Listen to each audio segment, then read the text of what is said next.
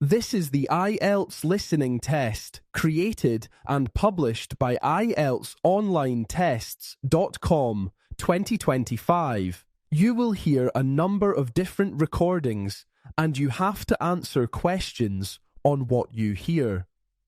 There will be time for you to read the instructions and questions, and you have a chance to check your work.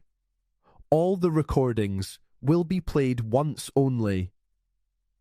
The test is in 4 parts. At the end of the test, you will be given 2 minutes to check your answer. Now turn to Part 1. Part 1.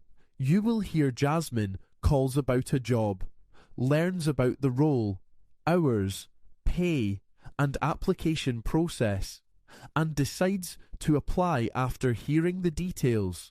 First, you'll have some time to look at questions 1 to 10.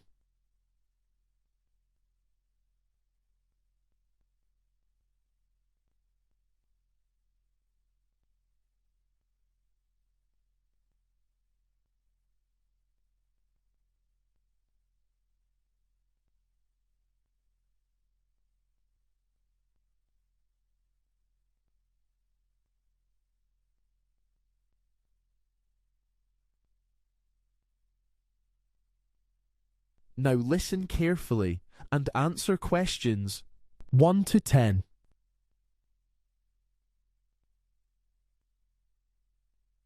Good morning, Sunridge Summer Camp. This is Anna speaking. How may I assist you? Hi there, I'm calling to register my son for your summer program. I saw the 2-week camp on your website and thought it'd be a great experience for him. Lovely. I'll just take a few details to get things started. What's your son's name, please? His name is Lucas Turner. Thanks. Now could you tell me his age? He just turned 13 last month, but the website says the age range is 9 to 12. Is that a problem? Actually, 13 is just outside the regular range, but if he turned 13 recently, we can still accept him, so I'll put down 12 years old. And which session would you like him to attend? We were looking at the one starting July 3rd, running for 2 weeks. So, from July the 3rd to 17th, correct? Yes, that's right. Can I have your home address for our records? Sure, it's 21 Maple Grove, Ashbury. That's Ashbury. Maple Grove, Ashbury. Got it. And what's the best phone number to reach you? My mobile is 07984657392. Or we have a home number too.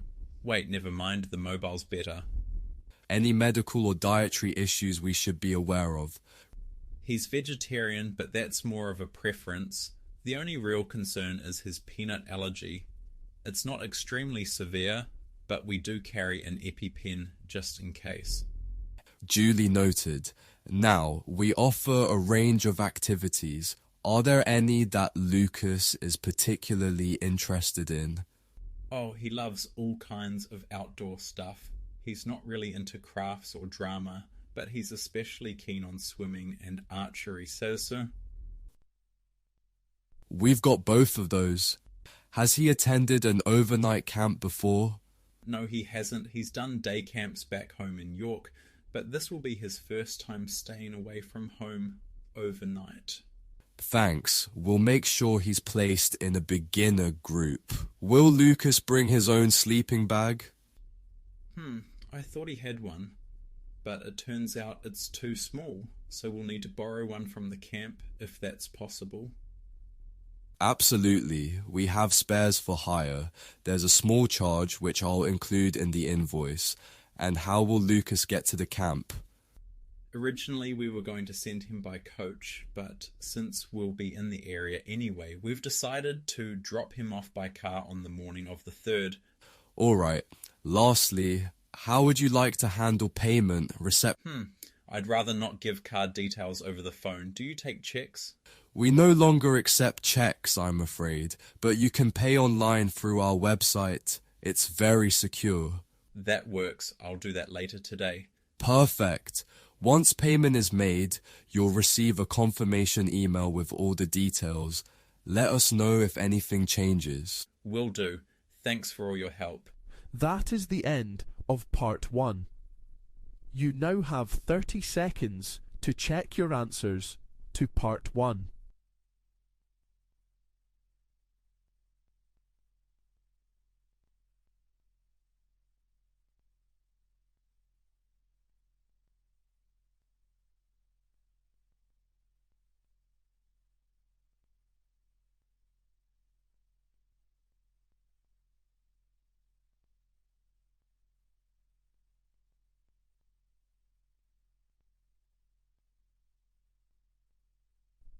Now turn to part 2. Part 2. You will hear the speaker discusses how to support children in developing resilience by managing risks, fostering independence, and encouraging problem solving. First, you'll have some time to look at questions 11 to 13.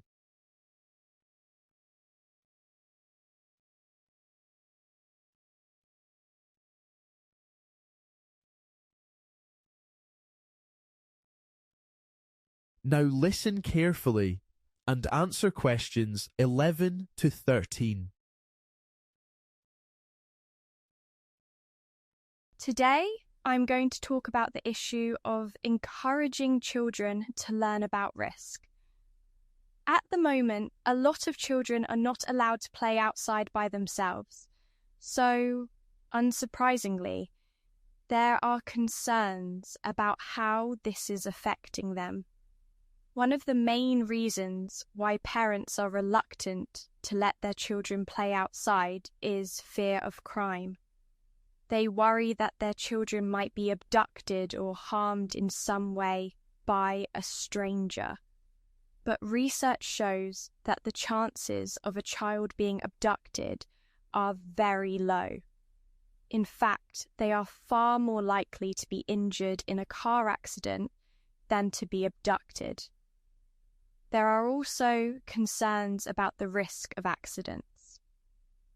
In recent years, playgrounds have been made much safer than they were in the past, and this has been done in response to claims for compensation when children have been injured. But this has had an unexpected result. While children can still have accidents in playgrounds, they are less likely to be injured than they were in the past. But, in fact, they are more likely to have accidents elsewhere because they have had fewer opportunities to learn how to take risks. Another concern is about the risk of bullying. Parents worry that their children will be hurt by other children, but, again, if children are kept at home, they won't learn how to deal with bullies. They need to be able to develop their own strategies for coping with bullies, and they can only do that if they are allowed to play with other children. So, what can parents do to help children to develop resilience? One thing that parents can do is to avoid overreacting to minor injuries. If a child falls over and gets a cut on his leg, for example, the parent can help by staying calm and reassuring the child that it's only a small cut and it will soon get better. Parents can also encourage children to be more independent. For example, they could let them walk to school by themselves or go to the shops on their own. This will help them to develop confidence and learn how to take responsibility for themselves. Before you hear the rest of the conversation, you'll have some time to look at questions 14 to 20.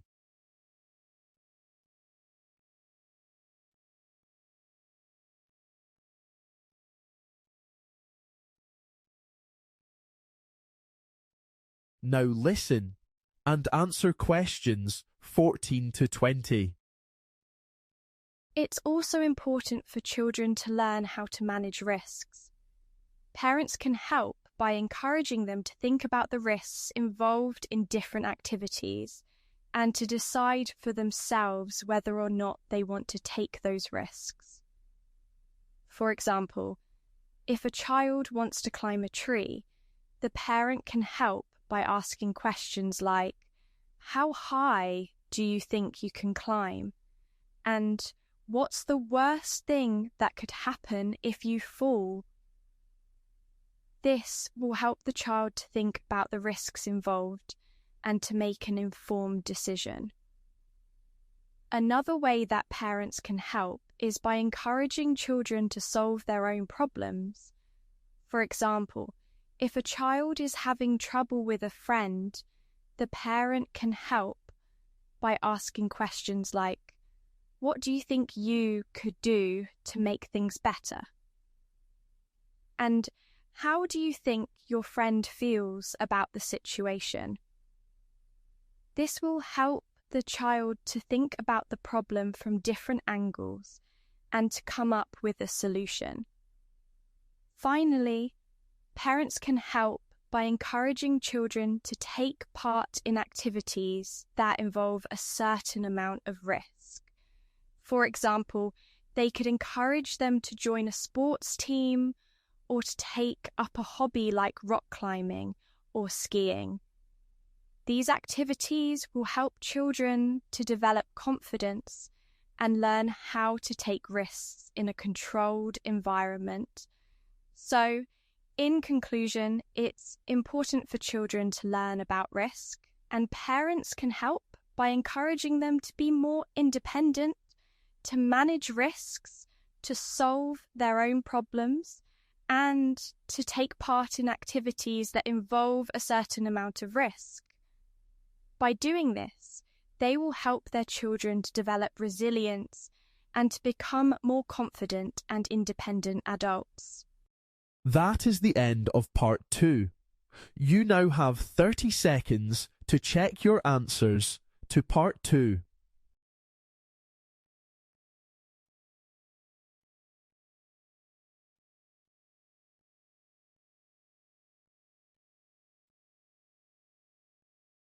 Now turn to part 3. Part 3. You will hear Jack and Emma discuss the benefits of cycling for health, local council's support for cyclists, and the challenges of cycling in cities, including vehicle emissions and road safety. First, you'll have some time to look at questions 21 to 24.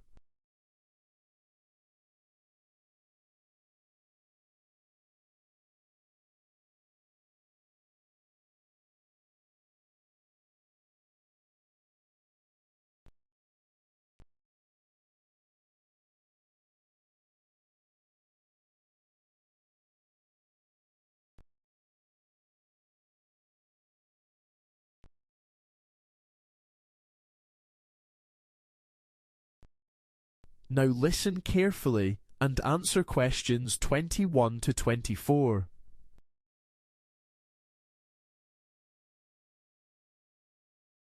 Hi Jack, how was your weekend?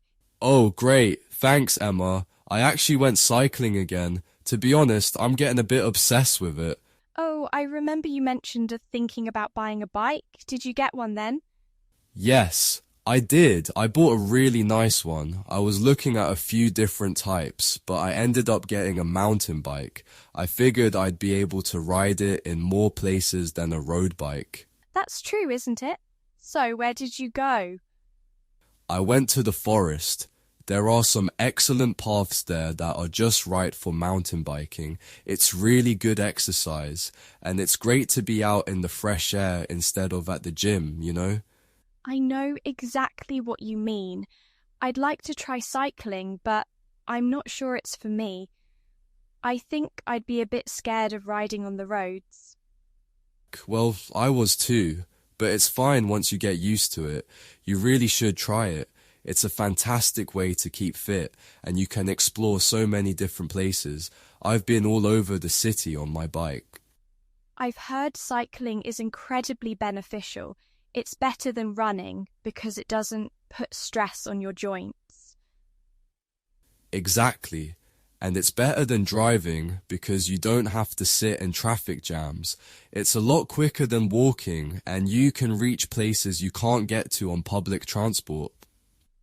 And it's good for the environment too, isn't it? Yes, it's very environmentally friendly. So why don't you give it a go? You can borrow my bike if you like. I might just do that. Thanks. I'll let you know. I honestly think more people should cycle. It would be good for the country's health overall. That's very true. I read somewhere that people who cycle to work are fitter and healthier than those who don't. Yes, I read that too. I think the government should definitely encourage more people to cycle instead of driving.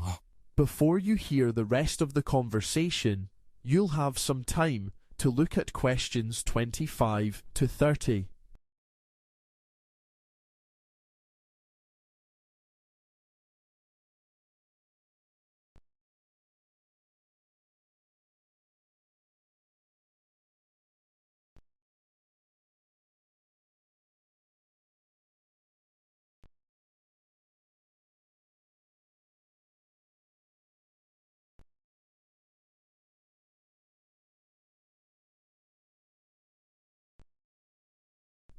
Now listen and answer questions 25 to 30.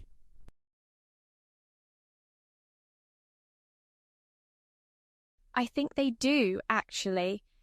I read that some local councils have been building cycle lanes to encourage people to ride their bikes. Yes, that's right. I've been on some of those new cycle lanes myself. And some companies are encouraging their employees to cycle to work. They're giving them free bikes or paying for bike repairs, that sort of thing. Yes, I've heard about that. And some local councils are even offering free cycling lessons to help people who are nervous about riding on the roads. Good idea. I think I definitely need some lessons. And there are also cycle clubs that organize group rides. I've been on a couple of those. It's a really good way to meet people. Yes, I can imagine. It's probably more fun than cycling on your own, I suppose. Yes, it is. And you feel a lot safer when you're in a group. I think I'd be afraid of breathing in all the fumes from the traffic, though. Yes, that is a problem, unfortunately. According to a recent report, vehicle emissions are the main cause of air pollution in cities, and that's a big concern for cyclists. I've started wearing a mask when I cycle in the city. It's not very comfortable, but I think it helps. I've seen people wearing those masks. They look quite strange, but I suppose it's better than breathing in all those dangerous fumes. Yes, I think so. And another problem is that the roads are in such bad condition in some places. There are so many potholes, and some roads are so uneven. It's quite dangerous sometimes. Yes, I've heard that. I think it's really important to wear a helmet to protect your head if you fall off your bike. Yes, I always wear a helmet, and I wear bright clothing so that drivers can see me. I think that's absolutely crucial. Yes, I agree. So, where are you going to cycle next weekend? I'm not sure, actually. I might go to the forest again, or I might try somewhere new. I'd really like to find a group of cyclists to go with. Yes, you should definitely do that. I'll have a look online to see if there are any groups in this area. Good idea. I'll do that too. That is the end of part 3. You now have 30 seconds to check your answers to part 4.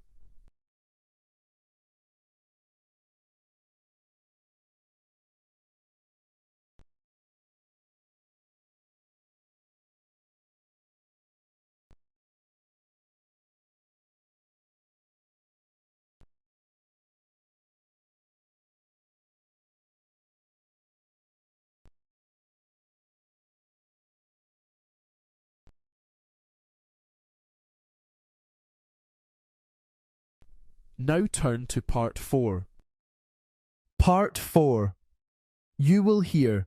The talk covers the history of American film, highlighting silent films, the emergence of sound films, the golden age of Hollywood, the impact of television, and the rise of independent films. First, you'll have some time to look at questions 31 to 40.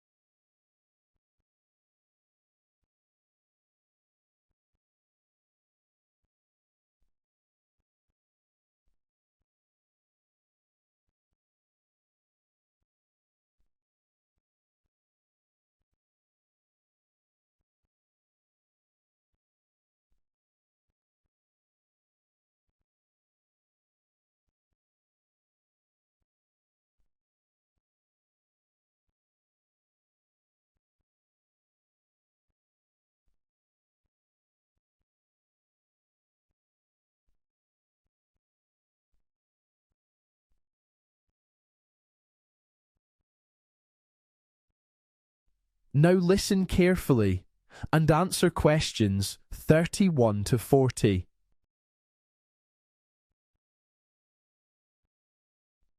Good morning, everyone. In this final week of our series on the history of film, we'll be exploring the rise of colour and sound in cinema, focusing on a key period known as the Golden Age of Hollywood, which lasted from around 1917 to the end of the 1930s. This era truly began in 1917 with the development of silent films. A major early example was The Birth of a Nation, directed by D.W. Griffith. It was a huge success at the time, though now it's widely criticised for its offensive and racist content. During this silent film period, movies were shown in black and white and relied on written captions to show dialogue. Live music, often played by a pianist or small orchestra, helped add emotion and atmosphere. Because there was no spoken dialogue, actors had to rely on dramatic facial expressions and exaggerated movements to tell the story.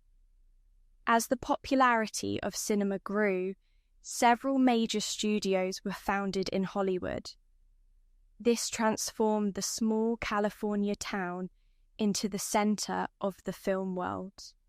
Stars like Charlie Chaplin, famous for his comic roles, and Mary Pickford, known as America's sweetheart, became international icons.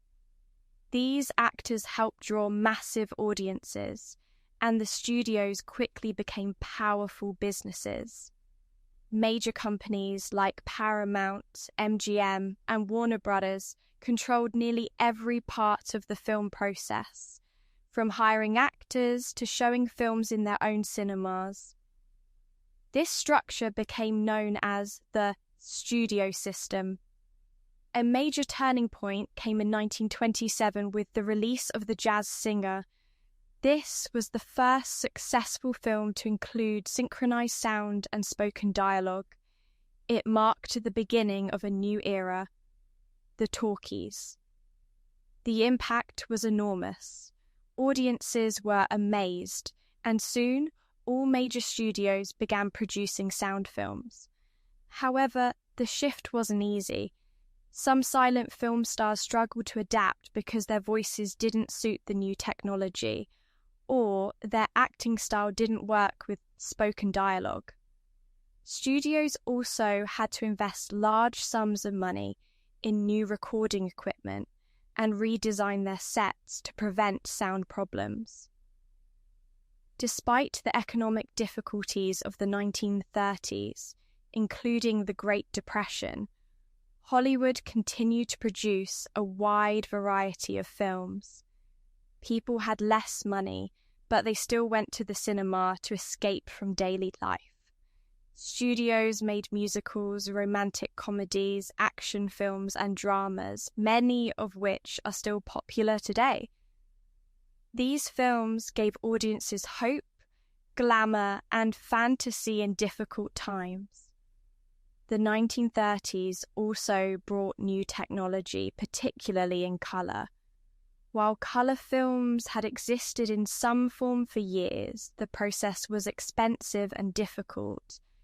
That began to change with the introduction of Technicolor, which allowed for brighter, more stable colours. A major breakthrough came in 1937 with Walt Disney's Snow White and the Seven Dwarfs, the first full-length animated feature. It was a huge success and showed that animation could be both artistically impressive and commercially viable. By 1939, several important films were released that are now considered classics, such as Gone with the Wind and The Wizard of Oz. Both were made in colour and are often seen as the peak of Hollywood's golden age. But 1939 also marked the beginning of World War II, which had a major effect on the film industry. Many actors and directors joined the war effort, and studios began making propaganda films to support national morale. After the war, the industry faced new challenges. One of these was the rise of television in the 1950s. For the first time, people could be entertained at home for free, which led to a drop in cinema attendance. In response, studios tried to bring audiences back with new innovations like widescreen formats and 3D films. Although these methods had mixed success, they showed how the film industry had to keep evolving to stay relevant. While the golden age technically ended in the 1940s, its influence continues to shape modern cinema. The foundations built during those early decades, from storytelling techniques to studio production, still affect how movies are made today. So, in summary, the early 20th century was a time of dramatic change in film.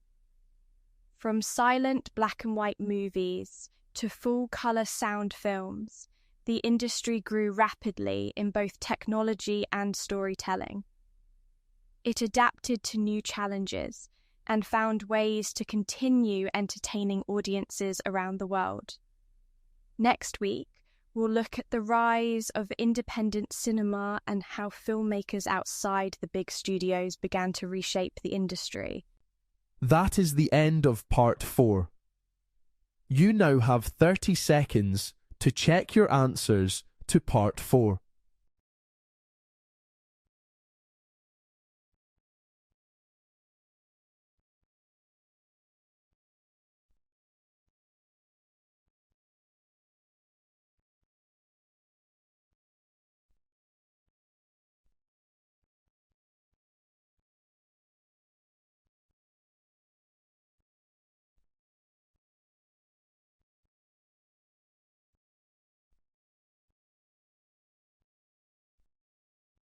That's the end of the listening test.